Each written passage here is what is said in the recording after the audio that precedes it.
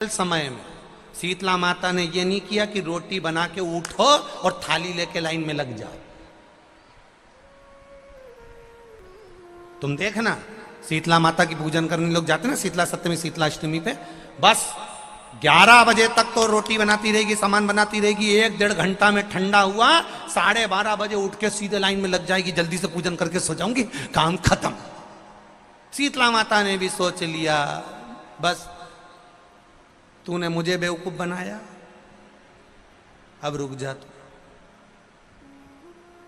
11 बजे तक भोजन बनाया, 10 बजे तक भोजन बनाया, 1 बजे रात को लाइन में लग गई पूजन करने के लिए। 1 बजे रात को न जाने किसने पहला दी कि 1 बजे रात को लग जाओ लाइन में, सुबह तक पूजन करके अपने घर आ जाओ, फिर आराम से आके सो जाओ।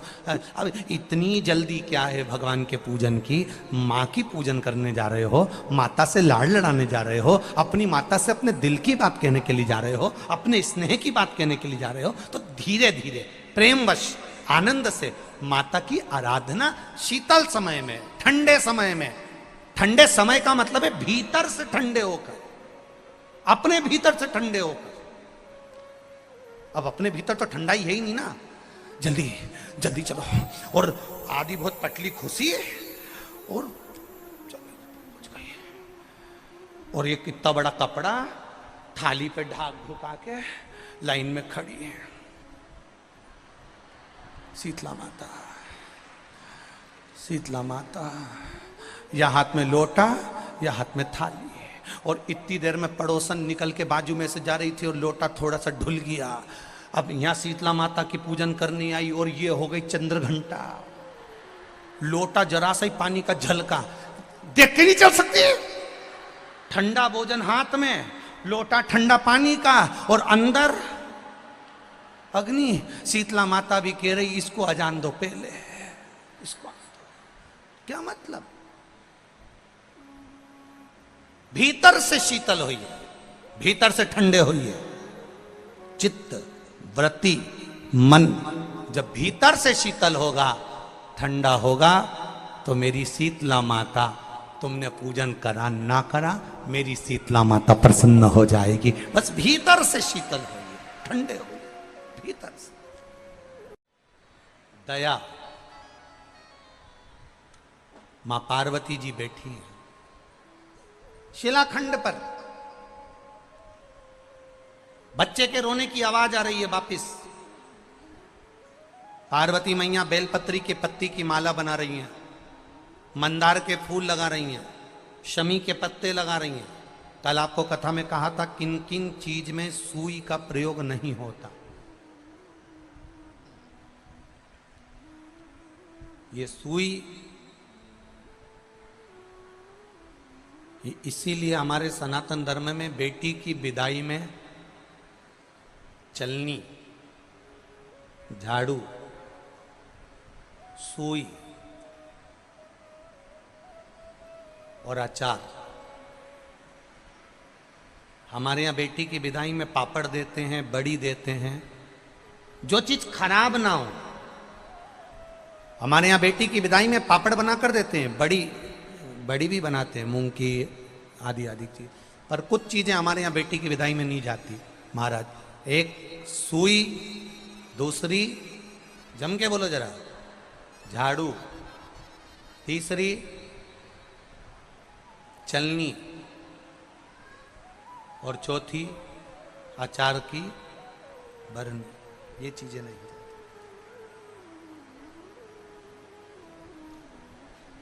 बेटी को तुम्हारे घर का अचार बहुत अच्छा लगता है। वो कहती है मम्मी मेरी माँ बहुत अच्छा अचार डालती। तो बेटी से कह देना बेटा एक काम कर, तू केरी मंगवा के रख ले, तू गोंदिया मंगवा के रख ले, नींबू मंगवा के रख ले, मैं आऊँगी आधा घंटा के लिए तेरे यहाँ अचार डाल के वापिस आ जाऊँगी। मैं दुनिया का सारा सामान बेटी को दे सकती हूँ, पर बेटी की जिंदगी में खटास उत्पन्न हो, बेटी के जीवन में कहीं सड़न उत्पन्न हो, इसलिए मैं अचार नहीं दे सकती, सुई नहीं दे सकती, झाड़ू नहीं दे सकती, और चलनी नहीं दे सकती।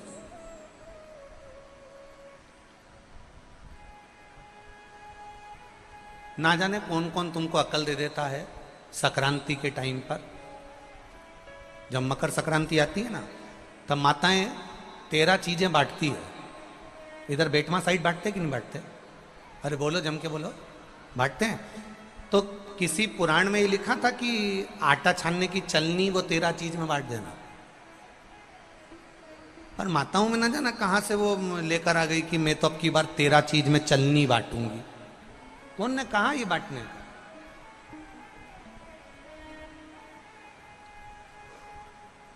जो भगवान की सेवा में कार्य आए, जो भगवान के भजन में कार्यरत रहे, की सेवा में, राम की सेवा में, मेरे कृष्ण की सेवा में, मेरे शिव की सेवा में जो तल्लीनता से सेवा में कार्य आए, वो चीज बांटो तो चल जाइए। चलनी कौन ने बांटने की थी तुमसे कि चलनी बांट? ना ना ना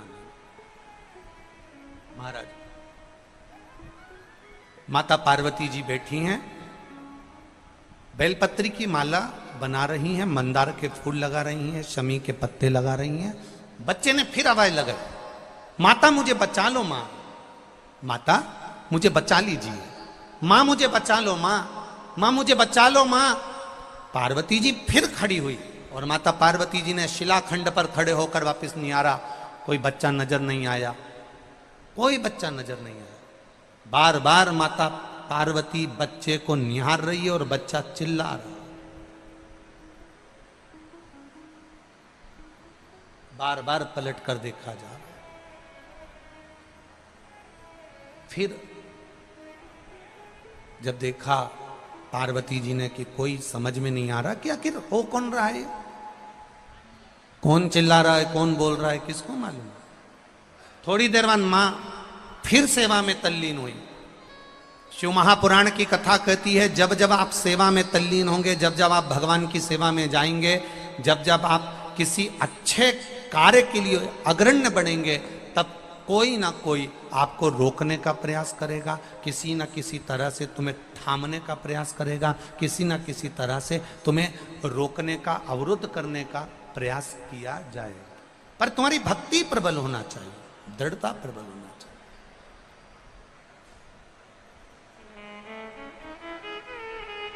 भक्ति की प्रबलता।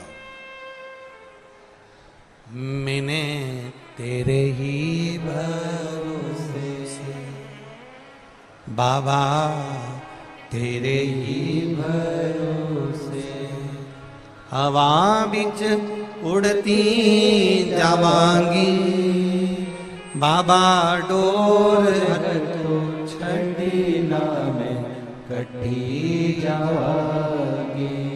भोले मैं तेरी पतंग, शंभू मैं तेरी पतंग। शिव कथा कह रही है। बच्चे ने फिर चिल्लाया और बच्चा जैसे ही चिल्लाया, अब की बार मां ने देख लिया। अभी तक मां देख रही थी पर्वत पर, अभी तक मां देख रही थी भूमि पर अब मां ने देखा कि एक जलाशय में एक मगर एक बच्चे को पकड़ने के लिए घाट पर आ रहा है। एक मगर, एक घड़ियाल, एक बच्चा सोया हुआ है, उसको पकड़ने के लिए घाट पर आ रहा है। छोटा सा बच्चा है। अब मां से रहा नहीं गया, मां से रहा नहीं गया। जैसे ही वो छोटा सा बच्चा चिल्लाया, पार्वती मैया पर्वत पे से कूद कर, जिस शिला पर माता पार्वती जी बैठी थी उस पे से कूद कर मां तुरंत मां उस शिला से कूदी और कूद कर जलाशय के पास में मेरी माता पहुंच गई। अब जैसे ही जलाशय के पास मेरी मां पहुंची और माता ने देखा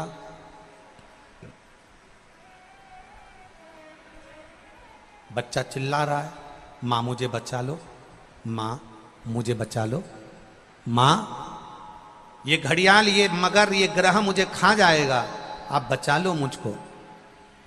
मां जाकर घाट पर खड़ी हो गई और खड़ी होकर माता ने घड़ियाल को रोका, ए घड़ियाल, ए ग्रह रुक, ए ग्रह रुक जा। तू इस बच्चे को नहीं खा सकता, तू इस बच्चे को नहीं खा सकता। घड़ियाल मुस्कुराकर बोला, हंसकर बोला, पार्वती जी, इस सरोवर पर दिन के तीसरे पहर में जो भी मुझे मिलेगा वो मेरा भोजन होगा, ये मुझे वर प्राप्त है।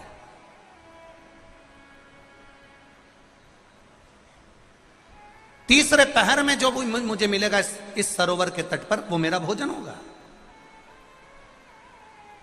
अब देखिए, किसी किसी का एक समय होता है। जैसे आज बेटमा वालों की किस्मत है, आज बेटमा वालों का भाग्य है कि शनि प्रदोष के दिन आप ये पावन शिव महापुराण की कथा सुन रहे हो, तो ये आपका भाग्य है।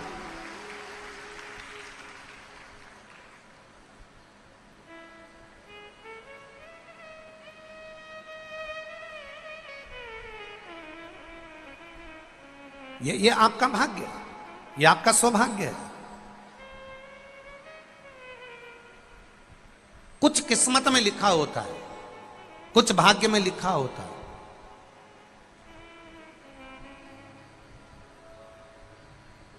अब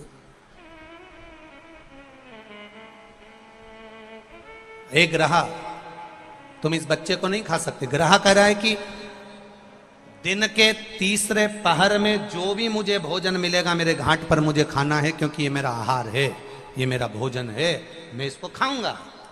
नहीं नहीं, मां कहती है तुम इसे नहीं खा सकते, क्योंकि ये मुझे पुकार रहा है, ये मुझे आवाज दे रहा है। पर अगर ये मुझे पुकार रहा है, मुझे आवाज दे रहा है, तो तुम कैसे खा सकते हो इसको? तुम खा नहीं सकते। पार्वती जी कहती हैं तुम इस बच्चे को छोड़ दो। ग्रह कहता है ये बच्चा कौन है, तुम्हें मालूम है क्या? किसकी संतान है, तुम्हें मालूम है क्या? किसी भी चीज का उद्यापन करो, 16 सोमवार का उद्यापन करो, चाहे तुम शुक्रवार का उद्यापन करो, चाहे तुम सोमवार का उद्यापन करो, चाहे तुम एकादशी का उद्यापन करो, चाहे तुम प्रदोष का उद्यापन करो, चाहे तुम जिस भी व्रत का उद्यापन करो, शिव महापुराण की कथा कहती है अपने घर के लोगों को गिनने से पहले बाहर के लोगों को गिनना जरूरी है। थोड़ा ध्यान देना। और आप लोग क्या करते हो? उद्यापन में सबसे पहले अपनी जेठानी को गिन लिया, इसको गिन लिया, उसको गिन लिया, उसको गिन लिया। और शिव महापुराण की कथा कहती है जेठानी तो तुम्हारे यहाँ का भोजन करेगी क्योंकि रिश्तेदार है, ननन तुम्हारे यहाँ का भोजन करेगी क्योंकि रिश्तेदार है, तुम्हारी देवरानी भोजन करेगी क्योंकि रिश्तेदार है, तुम्हारी चाची सास भोजन करेगी क्योंकि रिश्तेदार है, तुम्हारी काकी सास भोजन करेगी क्योंकि रिश्तेदार है। जब हम उद्यापन में दूसरे को गिनते हैं और उसको कोई सामान देते हैं, उसकी कोई सामग्री, कोई सुहाग की पिटारी, कोई सामग्री हमने उसको उद्यापन में दी, तो वो हमारा दान कहलाता। हमने अपने परिवार वाले को भोजन कराकर अपन ने उद्यापन में गिन दिया और अपने परिवार वालों को दे दिया। इसको देना नहीं कहते, इसको दान नहीं कहते, इसका पुण्य आधा हो जाता है। इसके पुण्य की परिभाषा यहां नहीं कहा जाए। अब और सरल भाषा में समझ लीजिए। कई माताएं कहती है हमने तो अपनी बेटी को यह सामान दे दिया, मतलब हमने खूब दान कर दिया। अब एक बहुत अच्छे से समझ लेना, हमने हमारी बेटी को ये दे दिया तो हमने दान दे दिया। हमने हमारी बेटी को पापड़ बना के दे दिया, हमने तो बहुत दान कर दिया। हमने हमारी बेटी को साड़ी दिला दी, हमने दान कर दिया। हमने हमारी बेटी को सामान दिला दिया, हमने दान कर दिया। बेटी दान लेने की हकदार नहीं है, बेटी अपने मायके का हक लेने को दमदार है। तुम बेटी को एक साड़ी देकर ये मत सोचना कि हम दान दे रहे हैं। बेटी तो खुद कन्यादान में जाती है। आप बेटी को अगर वस्त्र दे रहे हो तो दान नहीं कर रहे हो। आप बेटी को कोई सामग्री दे रहे हो तो दान नहीं कर रहे हो। आप बेटी को कोई सामान दे रहे हो, दान नहीं कर रहे हो। आप बेटी के बेटे को 500 रुपए का लिफाफा दे रहे हो, ये दान नहीं कहला रहा है। ये वो अपना हक लेकर जा रही है। आई है माँ बाप के घर में तो साड़ी तो देना पड़ेगी, नहीं देगी तो काले कोट वाला दिला देगा। उसमें ये दान नहीं है कि तुम कह दो कि नहीं साहब हमारी तो हमने बहन बेटी के दान दे दिया, हमने तो हमारी बहन बेटी के दान दे दिया, हमने तो हमारी बहन बेटी के दान दे दिया, तो बहन बेटी कहीं भिक्षा मांगे तुमसे? अरे बोलो तो बेटमा वाली हो, बोलो बोलो जम के बोलो, तुम क्या भिक्षा मांगो कि हम भैया के जाएं तो दान दे के आएंगे? दान लेकर बहन बेटी नहीं आती, बेटी अपने भाई के यहां से दान लेकर नहीं आती, बेटी अपने मायके से दान लेकर नहीं आती, बेटी मायके में जाकर अपने माँ बाप से और कहती है कि किसी ब्राह्मण को बुलाकर मम्मी सत्यनारायण की कथा कराकर थोड़ा सा दान दे दो, ये बेटी कहती है। बेटी दान लेकर नहीं आती है, बेटी दान दिलवा कर आती है। और बेटी मायके से अगर एक साड़ी भी लेकर आती है तो वो दान की नहीं, बेटी अपना हक लेकर आती है। जब तक माँ बाप हैं तब तक बेटी लेकर आ रही। तो जितनी भी भाभियां हैं वो ये कहना बंद कर दे कि हमने ननन को कुछ दान दिया।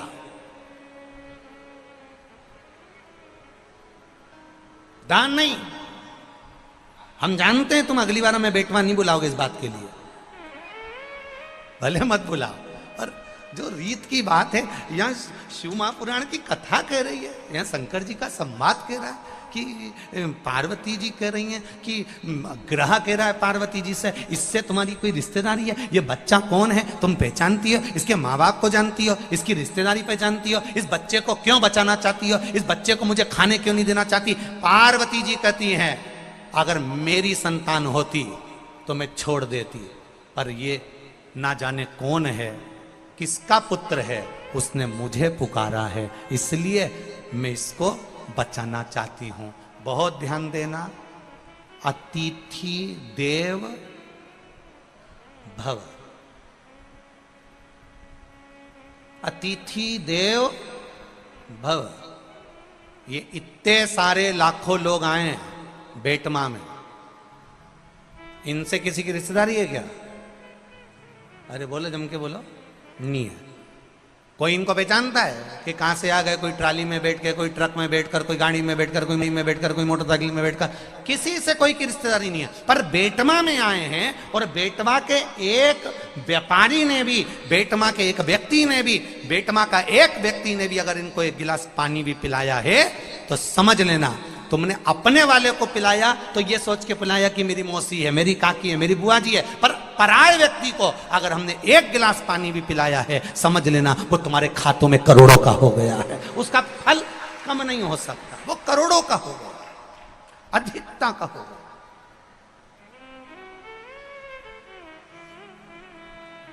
आज ये विशाल पटेल जी कथा करवा रहे हैं, विधायक जी कथा करवा रहे हैं। ये कथा चाहते तो छोटे रूप में करा देते कि मेरे घर का व्यक्ति सुन लेगा, परिवार का। ना ना ना ना, उन्होंने कथा करवाई संपूर्ण क्षेत्रवासियों के लिए कि पूरा देपालपुर क्षेत्र का एक एक बच्चा भले कथा में आए ना आए, आस्था चैनल पर सुने, चाहे फेसबुक पर सुने, चाहे पंडाल में बैठकर सुने।